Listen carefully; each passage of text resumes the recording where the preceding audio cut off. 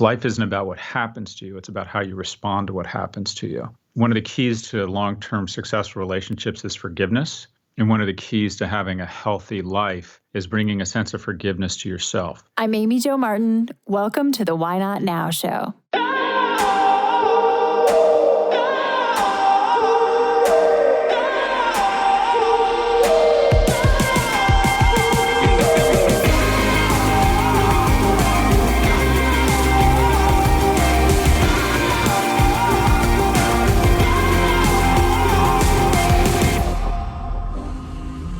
You know that thing you've been thinking about doing?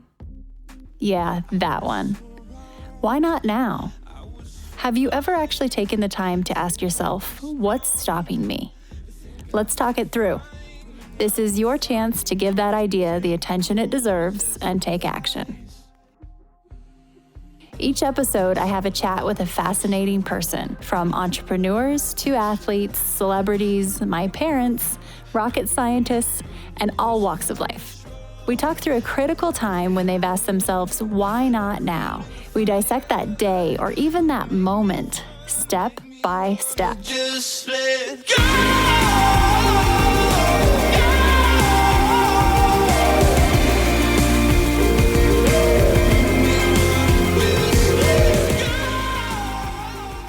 We have Scott Galloway on the show today. Whew, he's one of the ones that I was pretty nervous because he's so smart. And I get so intimidated sometimes when people are so smart across so many different verticals. And I don't know, I work myself up. But as you will hear, super personable, definitely opinionated. And he is an NYU Stern School of Business professor. He's kind of a famous professor. He's also all over right now. If you're watching the news, if you are reading the news, he is just kind of everywhere. He's really become a thought leader, and he's in all things business, but also, life. So if you haven't heard of him before, I have a feeling you will now. He's in your awareness. So Scott Galloway. We cover a wide range of topics on the podcast and this conversation. I encourage you to stick with me because he definitely has some strong opinions, sometimes a little strong, language, angles. But if you keep an open mind and just stick with this combo, I guarantee you'll learn. You'll learn a lot. And especially toward the end, I was so appreciative because Scott really opened up about some personal things that I haven't heard him talk about too much before. This guy is one of my go-tos lately in terms of when I'm looking at news. I really respect his opinion. I think he's looking at the big picture, and he's really kind of thinking through, the impact not only of the pandemic, but what's happening with innovation. So I'm excited for you to hear this conversation. Like I said, we kind of cover a lot of different things, life, business. He started, I think, 9 different companies. So he's an entrepreneur, very, very successful. And I hope you enjoy. How we spend our days is how we spend our lives. For me, being able to design my own day is a non-negotiable. As many of you know, I'm a bit of a time management nerd. So when I find something that allows me to be more efficient and more effective, I want to share it with everyone. So here's the scoop. I have a new tool in my productivity tool belt, and I'm a bit obsessed. It's Monday.com. My team and I have never felt more organized, and I have a new sense of perceived control. My to-do list is no longer the boss of me. I feel more in control because every project, initiative, date, and task is captured and organized in one place. And my team is in the loop and involved every step of the way. With Monday.com, it's like I have a brand new operating system. There's no long list, and everything has its own home, its own deadline, its own team member that's assigned and associated, and it's color coordinated. We all have multifaceted jobs and businesses. There are many components to my business, and each and every one of them has its own compartment. Each division is always one click away. For example, my team and I have a dedicated board for this very podcast. Did you know there are 28 steps involved in getting one podcast to air? It's the same exact process every time. And it's a system. We have the various key steps mapped out as micro tasks. And this allows for my team and I to stay in lockstep every step of the way. With Monday.com, I can zoom out and see the big picture, a roadmap view from 30,000 feet. And a moment later, I can zoom in and focus on a specific micro task within a project, within a division of the company. I could go on and on about the features that Monday.com offers, one of which is I've built my social media content calendar inside of Monday.com. I finally have one that I actually use, that I like, and it's embedded into my overall Google Calendar. Another feature that I love is the Google Doc integration. You know I love a good spreadsheet. I can pull them into Monday.com and edit them right there versus having 97 tabs open on my computer. If how we spend our days is how we spend our lives, then I can't think of anything more important than using the time in our days wisely. Head to Monday.com if you want a free trial. And let me know on social media how it goes for you. Shoot me a DM. We can swap tips and tricks.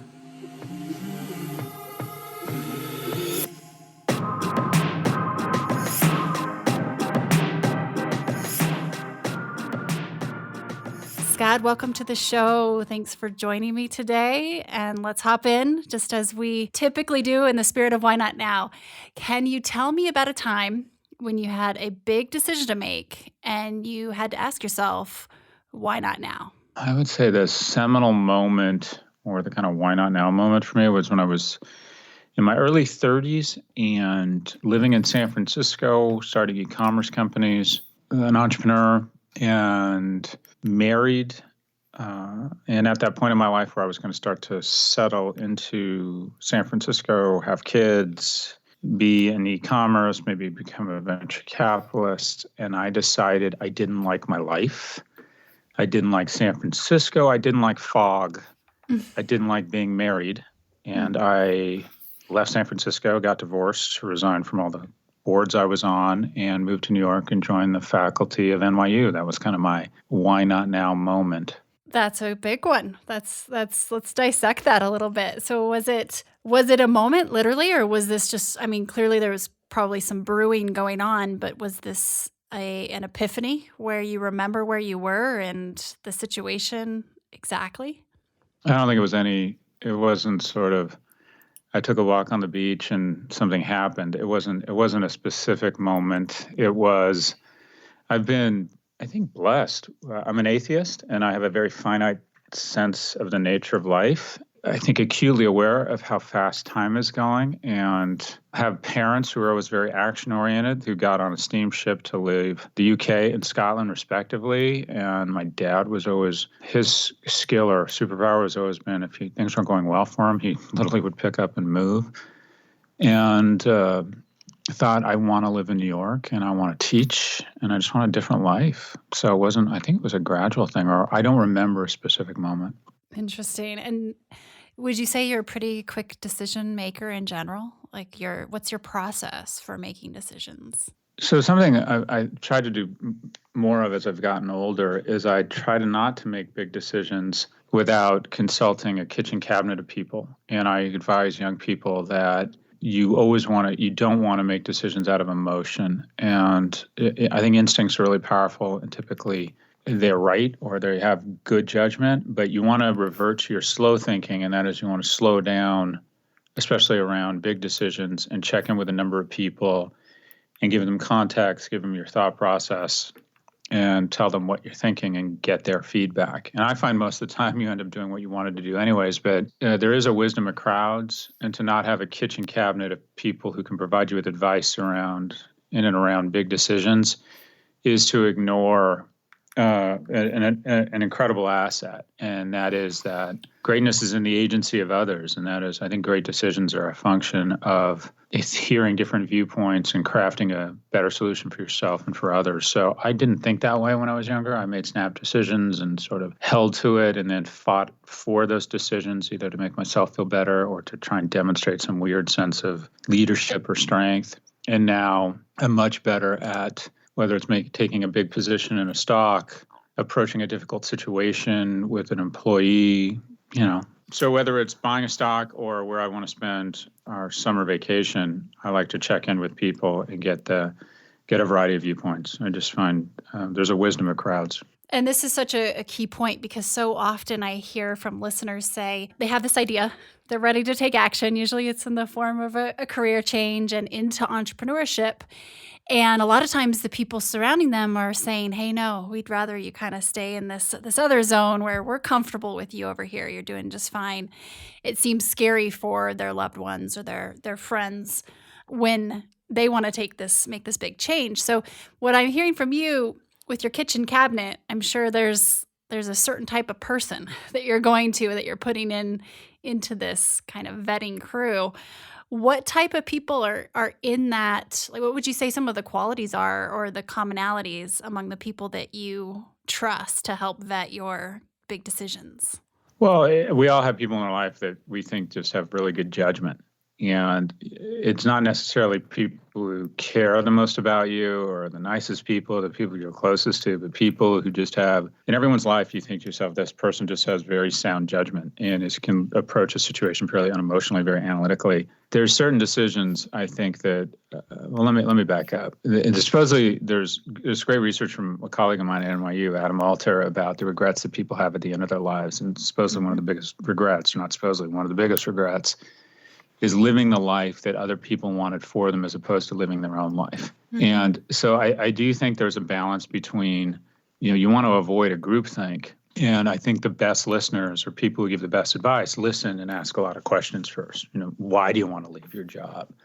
What is it about this new opportunity that excites you? Or why do you want to move to New York? And I think people who you see as can almost do this at an arm's distance. People say, well, I get advice from my dad or my mom or my sister, and absolutely they can be part of your kitchen cabinet, but I find the people who are most effective are people who know you and respect you, but don't have an emotionally vested interest such that they can't. Parents are always probably going to tell you to take the less risky road, the place with the healthcare plan. And they're going to be, I think they're going to be a little more risk averse because they care so much about you, and the downside for them, for their kids, is much greater for them. Or the downside risk is kind of unacceptable for them. So I think that you want a variety of people with different backgrounds and people who you just think have good judgment. Gotcha. That's such a great way to kind of delineate. There are those two different types of people. And like you said, it's not necessarily the people who care the most. So thank you for clarifying that. And as we're obviously in a really dynamic time right now, you're everywhere, Scott. I see you doing all of these news hits. I don't know how you get the amount of content out that you do, but it's incredible. In fact, I was coming down to our studio to do this interview with you, and my mom, who watches our 1-year-old during the day, said, who are you interviewing? And I said, oh, Scott Galloway, and he's da-da-da. And she's like, okay. She kind of just looks at me, and I said, he predicts the future. And she looked at me kind of like, you're interviewing a psychic? And I said, well, no, for business though. So, and you just have this amazing mind. So right now, when it comes to marketing, let's just narrow it down to marketing, and then let's get to like social media and regulation and stuff in a minute. But what are some of the biggest mistakes you're seeing, not only with the climate in terms of the pandemic and everything else, but in general, what are some of the biggest missteps you're seeing? I think as it relates to the pandemic, we're a species that adapts. We learn and we respond to things based on what we know and have adapted to. And our generation has never seen up close a pandemic. The majority of the crises in our lives have been war or economic crises, and mostly economic.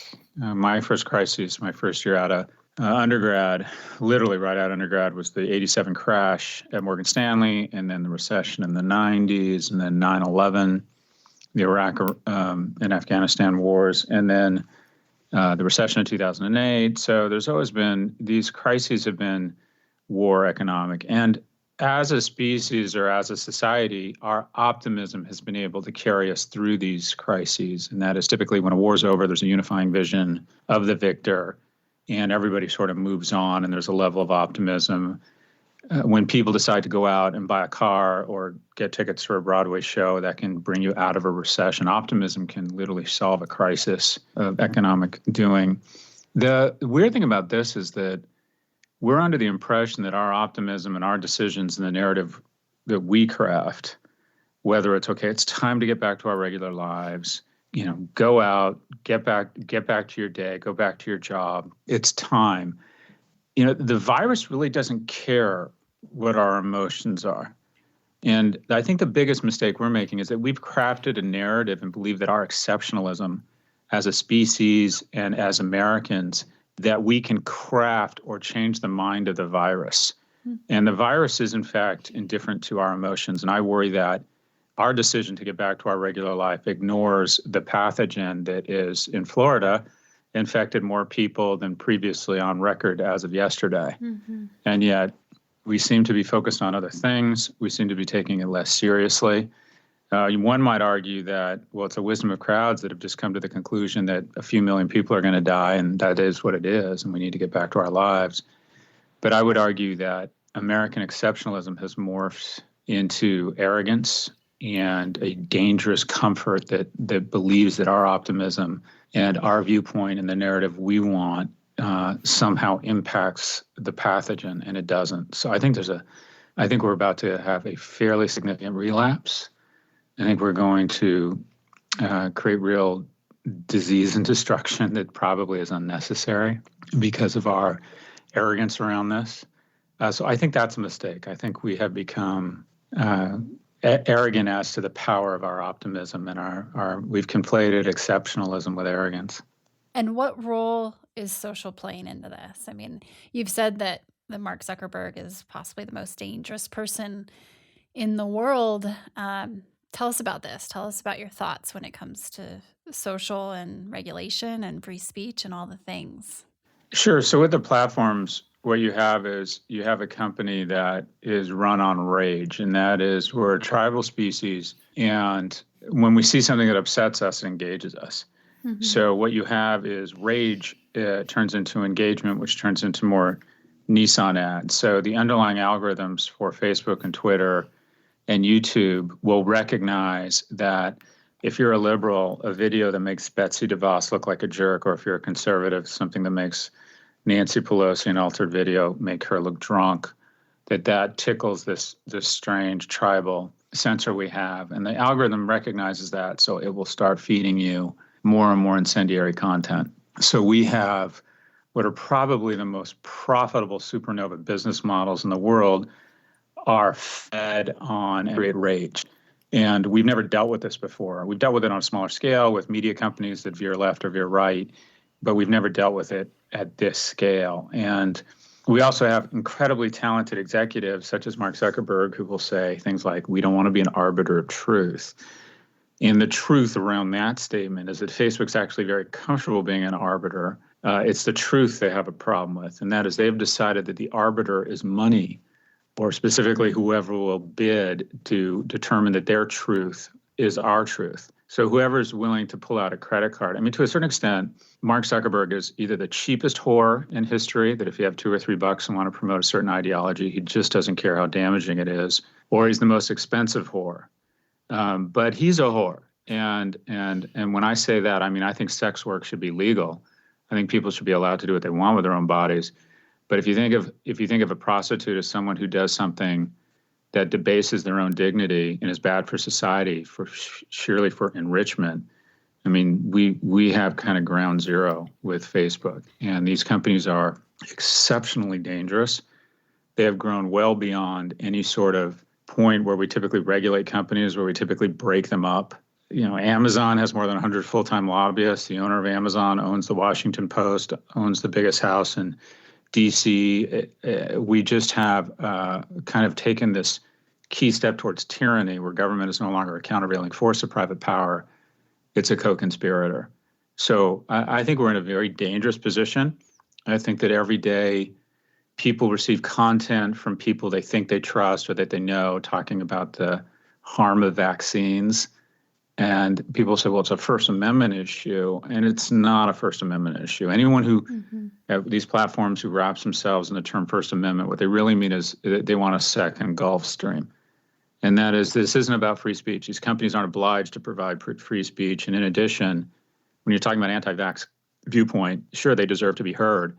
But what Facebook does is it gives the craziest, most incendiary, most dangerous ideas, whether it's white supremacy, anti-vaxxers, it gives them more oxygen than they would get otherwise, because they create so much rage that they create more clicks and more Nissan ads. So we have the most dangerous content in the world getting more oxygen than it would get on its own organically. And this has been tremendously destructive. We also have platforms where the people who own these platforms don't want to make any incremental investments to ensure they're not weaponized by bad actors, which results in all kinds of things, including the perversion of our elections. So I would argue these are some of the most dangerous organizations in history. I think Mark Zuckerberg is a sociopath, and I think he's hired a $2 billion beard who's very likable to run around to tell people to lean in, that we need to do better, to wallpaper over the damage they're doing every day. So other than... That got serious. That got serious. It did. But you know what? I'm not surprised, because I listen to you often. So other than CMOs starting to pull ad budgets in the billions, I mean, what is the answer? How does, because we've never had platforms like these before, how do we get more regulation or governance at this point? Can we even turn around? Well, I think you make it an issue at the ballot box. We have thus far elected people who are kind of engaged in this gross idolatry of innovators that don't want to regulate these companies, are fearful of their lobbyists, don't want to take the time to understand these very complicated issues.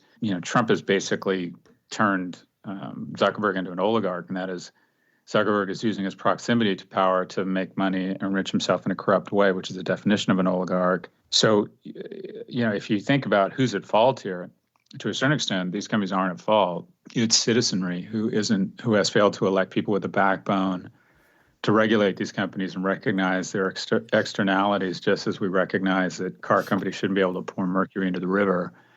We regulated them and said you have to have emission standards, and you can't pollute, you can't dump your waste in the stream behind you. We haven't done that with these firms. Thinking that CMOs are going to pull their marketing budgets from Facebook or Google, yeah, that would be nice, but the average tenure of a CMO is 19 months. This is like being second lieutenant in a platoon in Vietnam. You're kind of the first person that gets shot. It's not do you really want to take a stand and exit the platforms that are 70% of all media spend online? I mean, I think you get a lot of compliments and a lot of head nods. And then when you're not selling as much Tide or, as much Purell as your competitor online, you get fired. And people at the end of the day will be primarily focused on the economic well-being of them and their families. That's the capitalist way, and that's understandable. So to expect CMOs to play a big role in this, yeah, maybe. I would love to figure out a way to highlight which brands are advertising on Facebook, but at this point they've become utilities, and I'm not sure it's fair to expect CMOs to take a leadership role here. It's like saying, coal-fired plants are bad for the environment, so we need Procter & Gamble not to use electricity. We need you to take a stand against Ohio Power and Light. I don't even know if that's the name of the utility, and not turn on your lights, P&G. And at this point, these companies are so powerful, have such dominance in terms of your ability to drive traffic to your online efforts, which now are more important than your offline efforts in terms of the market's evaluation of where the growth needs to be, that I think it's unrealistic. I hope that it happens. I'd love to see it. But so far, you see just a lot of performative statements from CMOs who are about to retire, of incoming CMOs. Essentially, the good ones increase their spending on Facebook and Google because they're very powerful tools. Mm-hmm. Yeah, it's just seeing. I'm not here with a message of hope, maybe, Joe. I'm not here with a message of hope. Well, social is, I definitely was there on the front lines when things really started to take off from a social media marketing standpoint in 05, 06, 07. And the change has been fascinating in behavior. And it's not the technology, it's the humans obviously behind it on both ends. And it's something I've thought a lot about, especially after seeing Jack Dorsey make some moves on Twitter with, you wouldn't call it, basically, not allowing certain things to be said, but it's a very complex situation, obviously. So I don't know the answer is. So it sounds like the ballot box is what you're suggesting. Where do you get your news, Scott? So I get asked that a lot, and I don't think I have any secret sources of information. I read a lot, and Twitter, I think, is a fantastic news feed or news source. I spend a lot of time, I watch a lot of TV, and I know how crass that sounds, but I think TV is wonderful. My kind of new Yoda is Fareed Zakaria, who hosts GPS. I try never to miss that. I find he's just an incredible blue flame thinker. And read a lot of, the same news everyone else does. What I try to do is go deep when I find something I think is really interesting or a piece of data that I think is interesting. I try to go really deep and kind of marinate it in it and really understand it. So I'll give you an example. Derek Thompson from The Atlantic, I interviewed him a couple weeks ago, and he highlighted that e-commerce really got going around 2000. And every year from 2000 on, it gained about 1 percentage point of total retail, meaning that by 2010, about 10% of all retail was being transacted through digital channels. By 2015, it was 15%. And pre-pandemic, we were at 18% of all retail going through digital channels. And then in 8 weeks post-corona, we jumped to 28%. So we had a decade and 8 weeks of progress around e-commerce. And this concept fascinates me. And what I have found, and my thesis is that you can, in almost any company in any industry, take the 2 or 3 most dominant trends and extrapolate them out a decade, and that's where we are post-corona. So I think it's a very interesting exercise to say to yourself, whether you're in aerospace, whether you're in salty snacks or CPG, or you're in food and whatever industry you're in, say, okay, there are 2 obvious trends or 3 obvious trends in our industry that were taking place. Let's draw that line out 10 years. And I would bet that in most cases, that's where we are now. COVID-19 is more of an accelerant than it is a change agent. And that is, it's just pulling the future forward. I love this quote by Lenin that sometimes or often nothing happens in decades, and then decades can happen in weeks.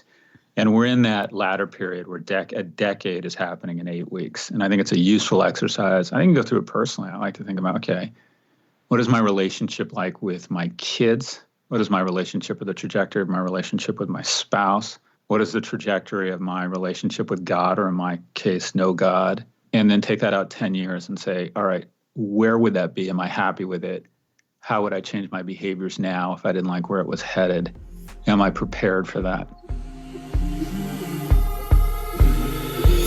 We're going to take a quick break and we'll be right back. Are you ready for change? Or maybe you're already in a season of expansion. As we embrace this new decade, are you ready to take action on your own why not now idea? Maybe that means starting the company, launching the podcast, writing the book, or doing more public speaking, injecting your why into what you are doing. At the end of the day, that is exactly what creates connection. And connections convert. My life work is to help guide women through this very stage in their life. I do this through the Renegade Brand Bootcamp.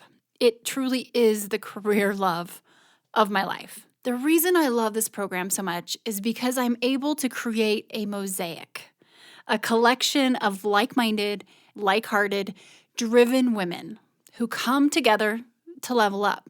They learn the renegade mentality directly from me, and I share everything I've learned over the past 20 years in business. It's equal parts education, collaboration, accountability, and community. We are accepting applications for our 2020 program, and you are welcome to go check everything out about the program at renegadebrandbootcamp.com. And as a very first step, just sign up for my 5-day email series. I uncover all of the questions about the bootcamp and help you understand if it's right for you.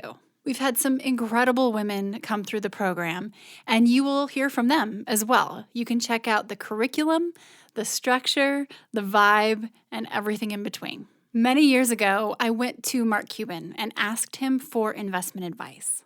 I thought I was going to get some real estate or stock market type of advice. Instead, he said, invest in yourself. Invest in your own growth. Invest in yourself. Bet on yourself. This is the best ROI you will ever find. If you are at that point where you are ready to take action, head to renegadebrandbootcamp.com.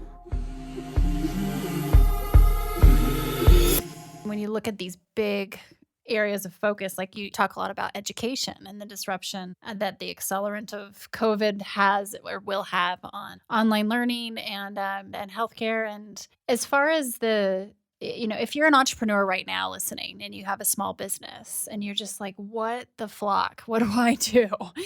To also look at this as an opportunity, to innovate. What are some of the first questions you ask yourself?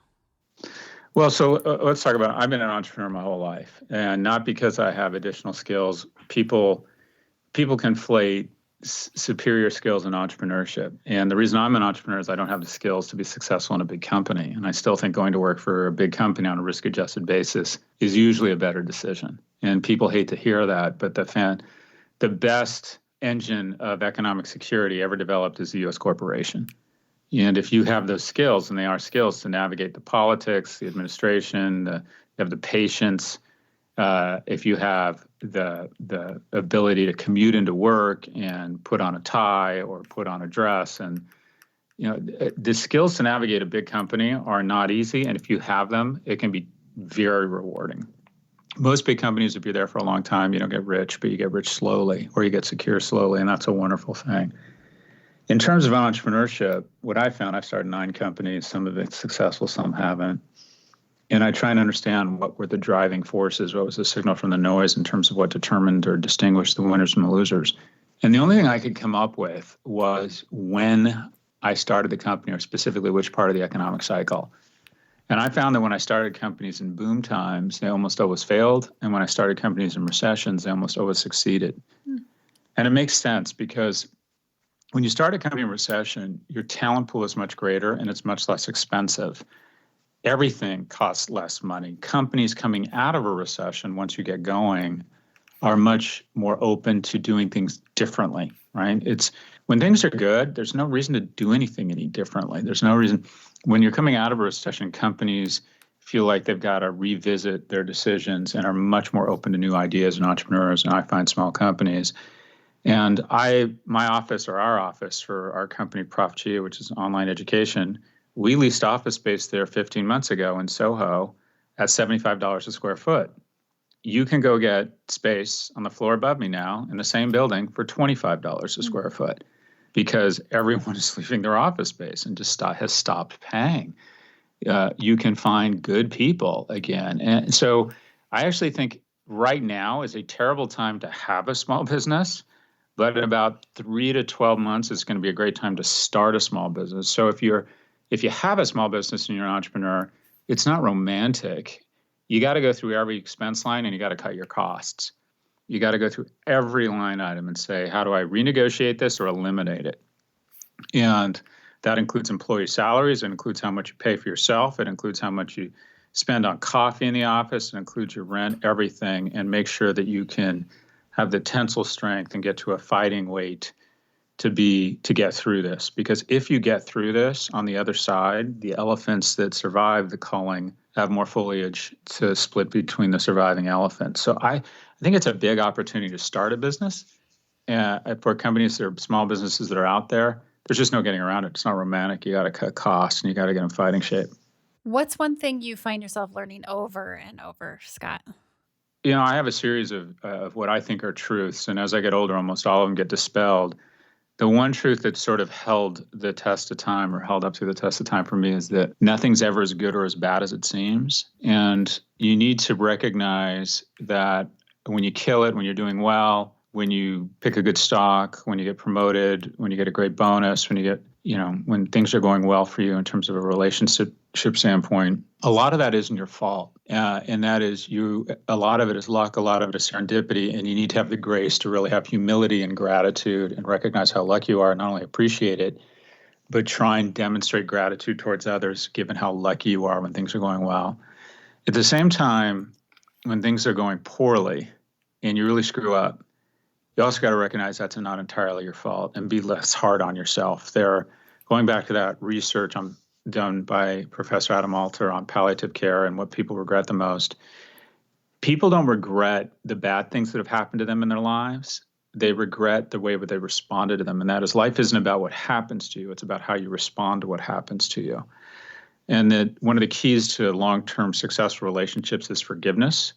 And one of the keys to having a healthy life is bringing a sense of forgiveness to yourself. And that is, when you screw up, recognize, okay, when I'm older, I'm going to look back on this, and what I'm going to be upset about is not how I screwed this up, but I'm going to be upset at how much I beat myself up. So people wish they'd been less hard on themselves. So something that always helps me rein in my ego and also forgive myself is nothing is ever as good or as bad as it seems.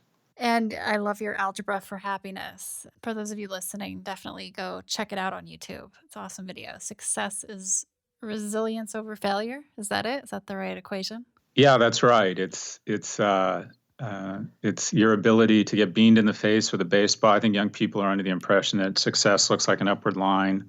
I think it's Adam Grant that had that initial graph. And what it is, it's just a zigzag. And success is just the ability to get, again, just beamed in the face and get up, mourn. Everyone has a right to mourn when something bad happens to them, but then move on. Dusting off your pants and getting up and trying again. It is really a function of, you got to connect. You just got to connect with the ball once, but expect that you're gonna strike out a few times, and also expect you're going to get hit by the ball a few times. I mean, I've had businesses go bankrupt. I've had a failed marriage. And all of those were, I lost the only person who I knew loved me at a very young age, my mom, or what I thought was a young age. And all of these, because I held on to that and I had an ability to kind of mourn and move on, was, I think, kind of the key, or one of the keys to my modest success. And that is, I've been able to kind of mourn and move on and get on and start again. And this business failed. Okay, it failed. Some of it was my fault. Some of it wasn't. I'm starting another business and go ask the same people who lost money to invest in me again. So success is resilience over failure. And also, I really appreciate what you say about ignoring the myth of balance. I've always struggled when people use that word, and how you hustled and really, really got after it in your 20s and 30s, right? And would you attribute a lot of your success to those years of just really, really getting after it? Yeah, so there's your trajectory, unfortunately, in your 20s and 30s kind of sets the trajectory economically for the rest of your life. It is very hard. If you have kind of a poor trajectory at the age of 35, it's going to be very difficult to recover. But at the same time, if you get the right degree, we live in a caste system, unfortunately. We like to think we live in a meritocracy. We don't. Our caste system is not dictated by your last name, but where you get your degree or your certification, if you will. And your ability to take advantage, hopefully, if you get a decent certification and really accelerate and get on the right trajectory professionally in your 20s and 30s, largely that trajectory maintains its slope for the rest of your life professionally. And that trajectory gets harder and harder to change, both to the downside and the upside, once you're into your 40s and 50s. Now, the key is, all right, well, how do I set the right trajectory? And I don't think there is balance. What I think there is trade-offs. And I want to be clear, working around the clock is not for everybody. Not everybody needs to be a millionaire. Not everybody needs to begin howling in the money storm and is totally drunk on success.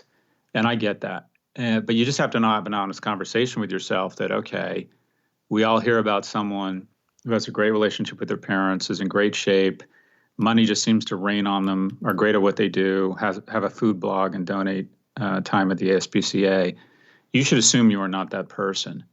And the majority of people, almost actually every person I know that is in the top 10%, much less the top 1% professionally and economically, simply put, just works their ass off. Mm-hmm. And I don't remember much other than work in my 20s and 30s. I worked on Saturdays, and I limited myself to just doing a few emails on Sunday.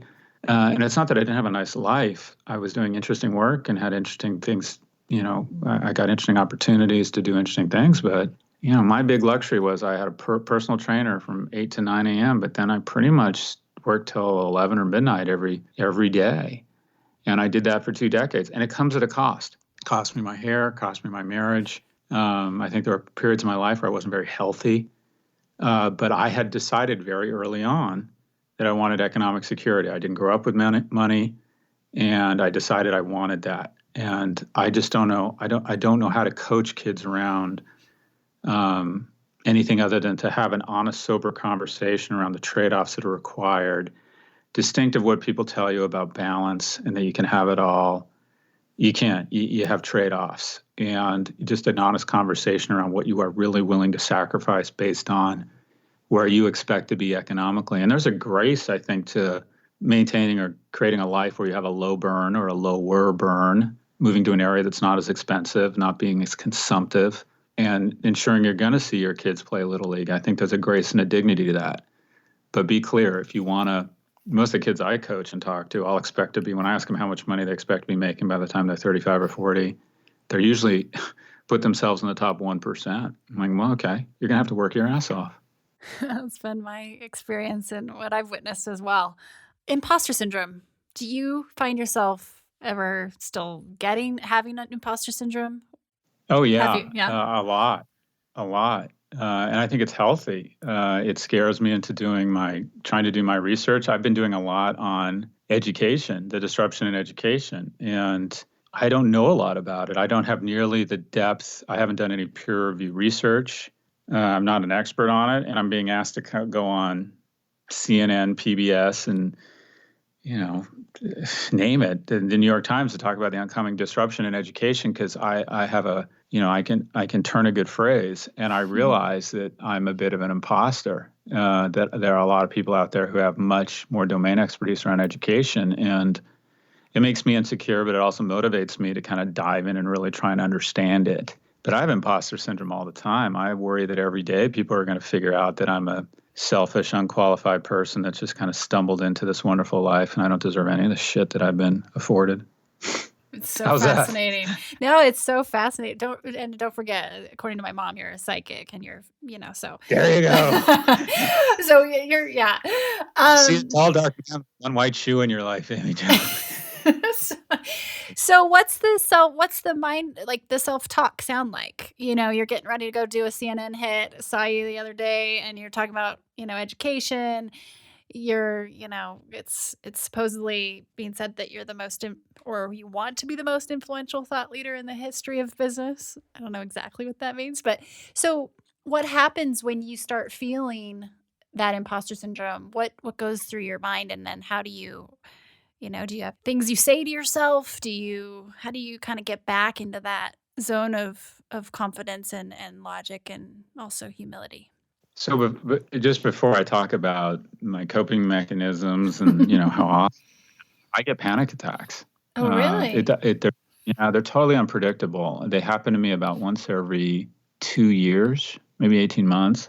And they're totally random. I speak in front of audiences that range from like kind of 12 people to I speak in 12,000. I've spoken in front of crowds out large on several occasions, and just randomly I'll start getting very nervous and anxious and feel my heart start like it's going to burst and start feeling faint. And the first time I had it, I didn't know what was going on, and I realized it was a panic attack. And they strike me about once every 18 or 24 months, and they're totally random. They're just not predictable. And it's usually when I'm speaking in front of not even a big crowd, but a mid-sized crowd. And I just don't know. I haven't been able to figure out why they happen. So to be clear, I am highly imperfect and get, get very embarrassed and get in situations where, right before I speak, I feel as if I'm going to die, and I just become totally incapable of speaking, much less presenting. Fortunately, it doesn't happen that much, but it does happen. In terms of your question around what gives me comfort, I just can't get over it. It was yesterday for me that I was in college at UCLA, going to football games, making bongs out of household items and watching the Planet of the Apes trilogy over and over. And then in an instant, I welcome my first son into the world. And then I just can't get over how fast it's going. And the source of comfort for me is I know we're all going to be dead fairly soon. And the notion that you would be afraid to do things, the notion that you would be afraid to provoke a conversation by saying something controversial. I got some hate mail last night, and it really pissed me off. And then I thought, as a younger man, it would have totally rattled me. A fairly important person sent me hate mail about how inappropriate my statements were on one of my podcasts. And it's just sort of, okay, learn from it, try and understand if you can modify, you don't ever want to make somebody feel disenfranchised or diminished. But at the end of the day, I just know that it's going to be an instant before it's over. And so that gives me a lot of courage to try and, without sounding too romantic, pursue the truth regardless of who it offends, put myself in front of others, put myself in situations where there's a big upside, but also some downside. But it doesn't really, I don't want to say it doesn't matter, but, it's all going to be over soon. So why not, order the good wine, swing a little harder. Why not now? Yeah. Yeah, there you go. Why not now? Why not now? Very interesting. I keep thinking about your statement earlier about COVID being an accelerator, and here we have certain things happening that would usually take a decade that are happening in 8 weeks, and then you also talked about extrapolating like your relationship with your family or with individuals, personal relationships. Do you think the same thing can be happening right now, where we're kind of we're condensing and can potentially accelerate personal relationship growth in a similar way that we're seeing some of these mega trends? Yeah, I've been thinking about that a lot. I tried to take out 10 years my relationship or my relationships, and my atheism is a big part of who I am. And I thought, in 10 years, would I want to have some sort of relationship that's more spiritual? Would I at least want to explore or trying to open my mind to some sort of relationship with God or a God? And I've been thinking about that a lot. And I thought, by just digging into my atheism and resigning myself to that, am I giving up on something? Would I wish in 10 years that I had explored that side of things? And then I've been thinking a lot about the relationship. I have 9 and 12-year-old boys, and I think, okay, one will be entering college, one will be leaving college, hopefully, in 10 years. And I thought, well, what would I want them to have looked back on the last 10 years in terms of their relationship with me? And I just came back to this one thing of, I'd want them to think, Dad was there for us. And so I've sort of given up on this notion of quality time. And I've decided that I'm probably not going to be as economically successful as I'd hoped, or I'm just not going to have as much stuff. And stuff is important to me. Unfortunately, I get a lot of gratification from having more shit than my neighbor. It makes me feel stronger, more masculine, and more attractive to other people. But I've decided that, okay, when I think about time, when I think about kids, there really is no such thing as quality time. There's just time. And I've decided that I'm going to, I used to commute to New York. I would go up Sunday night, come back Thursday. I live in Florida, and I've decided I'm only going to do that every other week. And it's going to take away some opportunities for me.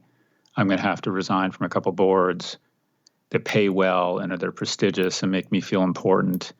I'm going to have to reduce my teaching. I mean, there's just a bunch of stuff that I enjoy doing and is rewarding that I'm going to have to stop doing. And I thought, well, okay, where would that take me in 10 years? And it's more stuff and more money, which is important to me.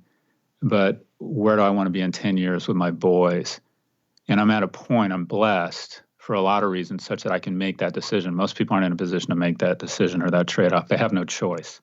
They have to go as hard as they can in terms of trying to provide economic security for their family. So I've been thinking a lot about where I want to be in 10 years with my boys. And then I think the opportunity from a relationship standpoint, going back to this decades and weeks, there's a meaningful opportunity professionally to lap the competition, Amy Jo, because a lot of people aren't at full capacity right now. They're at home, they can't work. But if you're blessed with a company or skills such that you can work at full capacity from home, you should be working at 120% capacity because there's tremendous variance in terms of ability to make progress. And if you can make progress right now while your competition is in the pits, you can lap the competition. And I've been working exceptionally hard right now such that I can work a lot less. My bet is that working really hard through this pandemic while other people are in the pits is going to dramatically expand my ability to not work. I've already decided, okay, I've been working my ass off, but I'm going to take August off. I'm going to slow down substantially the rest of the year because I'd like to think I made a lot of progress in the last 12 weeks. That's a meaningful opportunity. But I think the profound opportunity from COVID-19 is that this really is a crisis. I believe when we're on the other end of this, we'll look back and go, that was a crisis. Getting curfew alerts on your smartphone while the nation was ravaged by a virus and we weren't allowed to travel. And we were even talking about threats to our food chain and sales of guns were going up and masks, and everyone was wearing masks. And when our fourth grader graduated from the fourth grade, we did drive-by graduations because we didn't want the kids to be around each other. We're going to look back and go, wow, that was a crisis. That was almost unimaginable.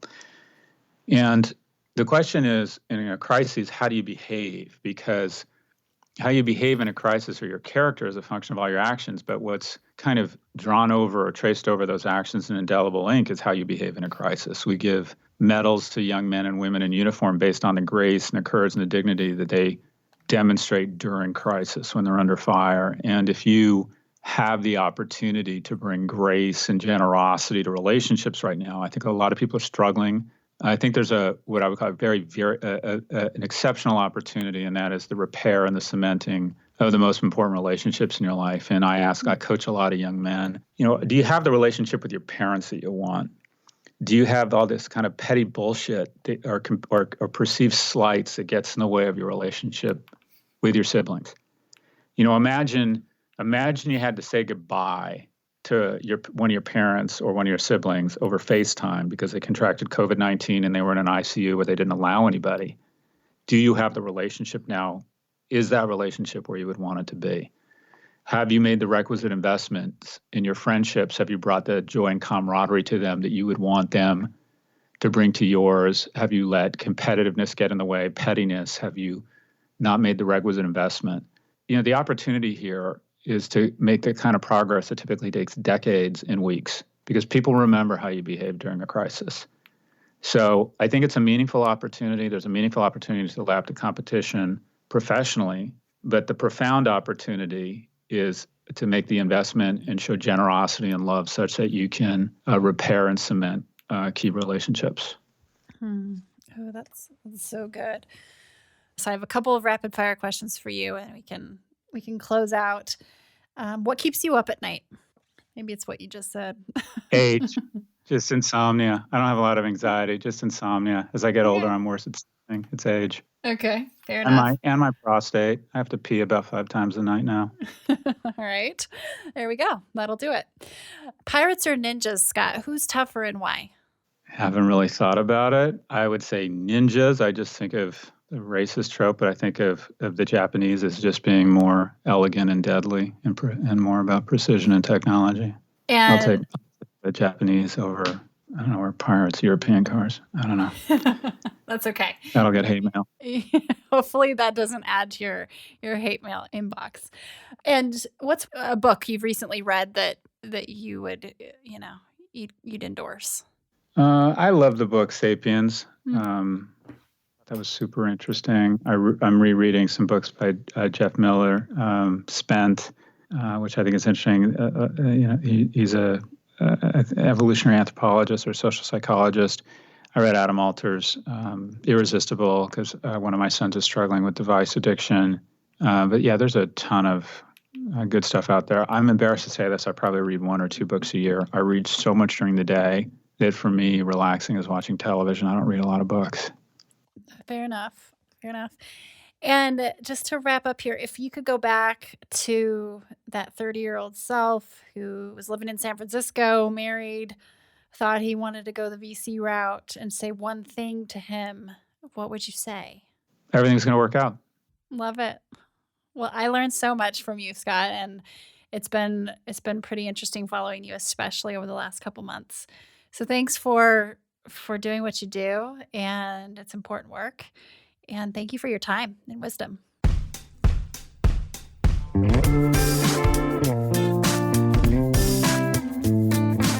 Hey everyone, thanks for listening to the show. Hit me up on social media to let me know what you think. I'm at Amy Jo Martin on Twitter, Facebook, Instagram, and LinkedIn. And I want to hear your why not now moments so I can share them on the show. Just send me a note to whynotnow@amyjomartin.com. For show notes and other offers, you can visit amyjomartin.com/whynotnow. And while you're there, don't forget to sign up for my email newsletter for exclusive content and announcements. A big thanks to Rock Salt Music for all of the tunes by the talented John Coggins. And of course, a hat tip to Richard Brewer for editing and producing the show. I'll see you next time. And until then, why not now?